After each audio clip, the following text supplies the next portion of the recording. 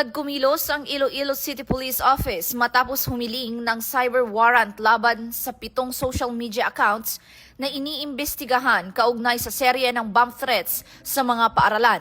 Ayon kay Iloilo City Police Office spokesperson, Police Major Sheila May Sangrines, tutulong ang warrant para matukoy ang mga nasa likod ng accounts at makuha ang kanilang online details. Umabot na sa 73 bomb threat ang naitala ng Pro-6 ngayong Nobyembre at 2 na ang nasampahan ng kaso, sina alias Kate at alias Jojo. Giit ni Pro-6 Director Police Brigadier General Josefino Ligan, hahabulin at kakasuhan ang sinumang magpapakalat pa ng bomb threat lalo na ngayong Kapaskuhan. Ito ang bagong PNP para sa bagong Pilipinas, serbisyong mabilis, tapat at nararamdaman.